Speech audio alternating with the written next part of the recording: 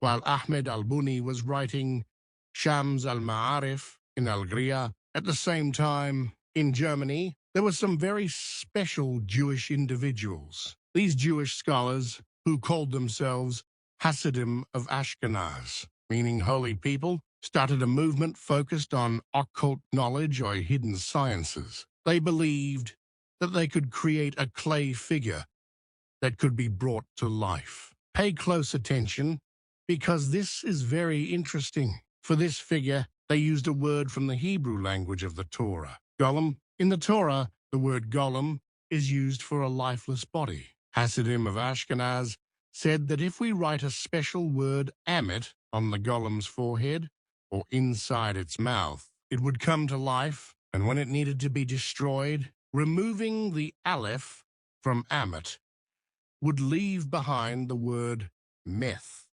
which is a Hebrew word meaning death, referring to the death of this figure. For 300 years, these people worked on this occult knowledge, and no one knows what sciences they studied. But 300 years later, in 1630, a Jewish rabbi from Poland wrote that some years earlier, a rabbi named Eliyahu, an expert in names or gematria, had created a being that looked like a human figure and had a talisman with the name Amit hanging from its neck. This being performed hard labor for Eliyahu. For a long time, the clay figure worked for Eliyahu. Later, for some reason, Eliyahu removed the talisman from its neck, and when he did, the clay figure, the Golem, also turned to dust. The Polish rabbi did not explain why Eliyahu removed the Amit, but to uncover this mystery, I studied it further and found that in 1672, a Christian scholar, Christoph Arnold, wrote about the reason. He noted that the Golem, which did hard work for Eliyahu, was becoming increasingly powerful and larger, which alarmed Eliyahu. When he tried to remove the talisman, the Golem became angry and even wounded him, leaving scratches on Eliyahu's face. Imagine that, but perhaps the most famous mention of the Golem is from the 16th century Prague, Rabbi Loew. The story goes that Loew took clay from the Vltava River in the Czech Republic and, using various incantations and rituals, created a golem. He placed a talisman with the name Amit inside its mouth to protect the Jewish communities in Prague from attacks. According to one account, the golem would patrol the streets of the Jewish neighborhoods at night to scare off attackers. However, after a while, the golem fell in love with a Jewish girl, and subsequently, Rabbi Loew removed the talisman from its mouth and placed the golem's dead body in a hidden chamber of the old new synagogue in Prague. You know that this synagogue still exists today and is the oldest active synagogue in Europe. When this event became old news and Rabbi Loew passed away, many years later, a new chief rabbi arrived in Prague, Rabbi Yeshazkel.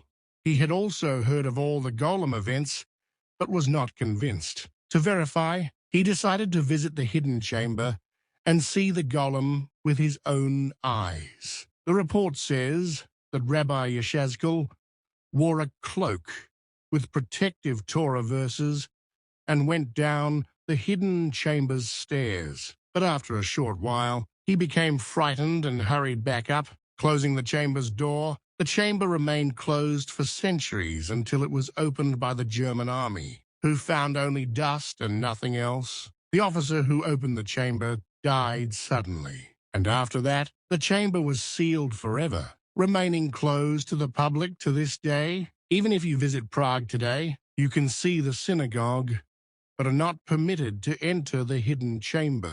All these details are recorded in history. But there is another fascinating fact I want to share. In the same Prague where Rabbi Loew created the Golem, in 1921, a writer named Karol Čapek wrote a play in a cafe in Prague. The play was titled R.U.R. Rossum's Universal Robots. The story was about the end of humanity. Similar to the story of Rabbi Loew, where robots perform daily tasks but eventually revolt. And you know what name Karel Čapek gave to these artificial humans in his play? Robots, which is the word we still use today for artificial beings that perform human tasks. How much truth there is in the Golem stories and how much is fictional is unknown. But these stories have certainly inspired many. For instance, in Jewish, Russian, and Slavic cultures, inspired by golems, there are tales of an old man and woman who lived in a village and whose children left them. They became very lonely, but the old man,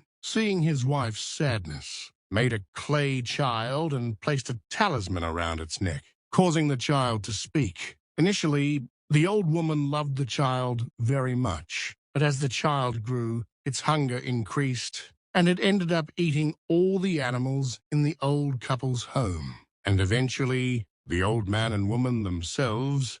This is certainly a folk tale meant to scare children, but if an old person really made an actual golem due to loneliness, who can say? In any case, I studied the reports of the golems created by these Jewish rabbis with great attention to solve this mystery. I realized that a common factor in all accounts of golems is that the golem is a type of non-intelligent being that takes everything literally, leading me to conclude that Ahmed al-Buni and the German Jews of his time had discovered the art of imprisoning a basic type of jinn in clay figures through gematria, which they called golems.